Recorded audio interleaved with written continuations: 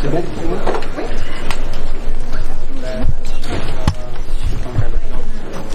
Mon agresseur, le juge a décidé de 10 mois d'emprisonnement avec 4 mois de sursis.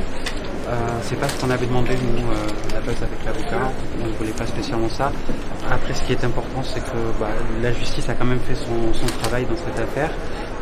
Voilà, il faut donc comprendre que pour toutes les personnes qui regardent, ce genre d'acte est bien puni par la loi en France, que ce soit des actes homophobes ou transphobes. Voilà, la personne devra verser des dommages et intérêts et fera de l'emprisonnement. Donc voilà, c'est quand même la justice a quand même fait son travail. Vous êtes malgré tout un tout petit peu déçu? Je suis pas sûr que la prison. Voilà, il a dit qu'il avait beaucoup réfléchi et qu'il avait pensé à ce qui s'était passé. J'espère que oui, ça le fera réfléchir peut-être en étant en prison sur ses actes et que ça se reproduira pas derrière et qu'il ne recommencera pas. Après, bon, je pense qu'il y avait peut-être d'autres moyens de plus le sensibiliser en tout cas. Est-ce que vous êtes déçu justement que le caractère transphobe, enfin qu'il n'est pas reconnu en tant que tel? Il est toujours dit, voilà, il n'y a pas eu d'insultes, ok, il y a eu des coups, mais c'est parce que vous l'avez quelque part agressé, qu'il n'est jamais reconnu ce caractère-là. Non, parce que déjà, je suis pas sûr que lui me considère comme une femme trans. Je pense que dans sa tête, je suis plutôt un homme habillé en femme, mais donc on le voit au moment des propos. Pardon, au moment des propos, ce sont des propos homophobes. Non, je suis pas déçu. Je pense qu'il a compris que malheureusement il paye un petit peu pour tout le monde. Mais c'est vrai que c'est dommage parce c'est le seul à avoir été interpellé. Et comme l'a dit une des personnes, il aurait dû y avoir d'autres personnes derrière ce présentoir, mais voilà. C'était dur de revoir votre agresseur aujourd'hui? C'était pas évident, effectivement. Je l'avais revu déjà pour une confrontation avec la police. Ce qui était assez dur, c'est de voir cette vidéo qui n'était pas la même qu'on a vue dans les médias, là, qui était vraiment une vidéo. Où on voit les faits de foule. Voilà, une vidéo où on voit tout en plus qui est, je pense, à la ville de Paris et où on voit encore plus l'effet de foule. Et ça m'a remis dans la tête que je me trompais pas et qu'il y avait vraiment beaucoup de monde à ce moment-là et que c'est assez impressionnant de revoir ça. En fait. Merci. Avec plaisir.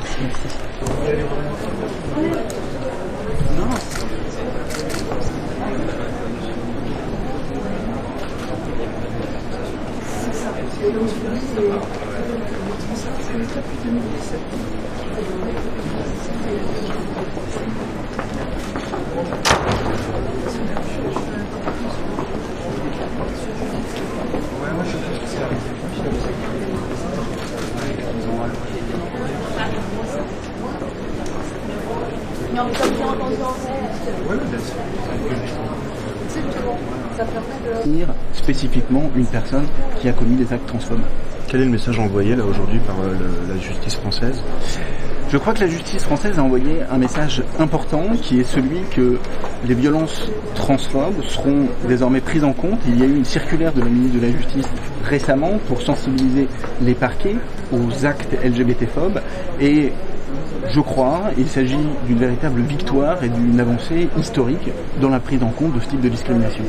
Pourtant, malheureusement, en tout cas, il n'y a pas eu de reconnaissance qu'il ait vraiment proféré des insultes, parce que sur la vidéo, il y a l'image mais pas le son. Du coup, en fait, ça reste toujours en suspens. Alors, pour retenir le caractère transphobe d'une infraction, il n'est pas nécessaire que des injures soient caractérisées. Il suffit qu'il y ait eu un contexte transphobe avant, pendant ou après les faits.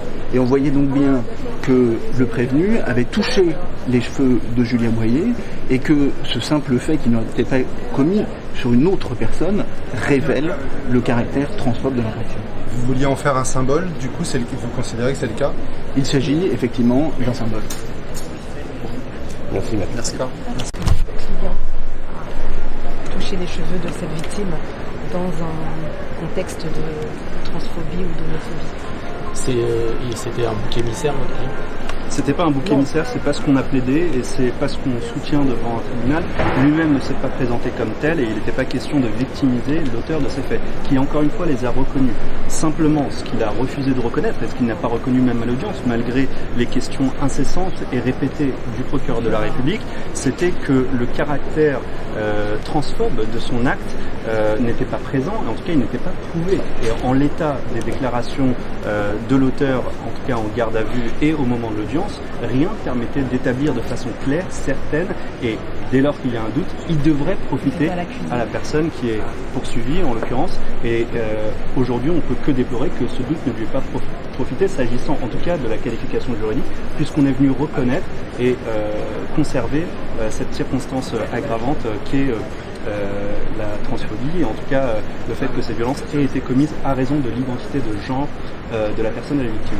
Vous avez dit et répété que vous regrettiez justement que ce procès soit considéré comme un symbole et que du coup votre client prenne pour le symbole en gros, quoi. Si vous êtes poursuivi, pardon. Je voulais juste rappeler que mon client n'était pas le seul. Il n'était pas le seul à commettre des violences, et moi j'en ai fait état, et je trouve que c'est important d'en faire part.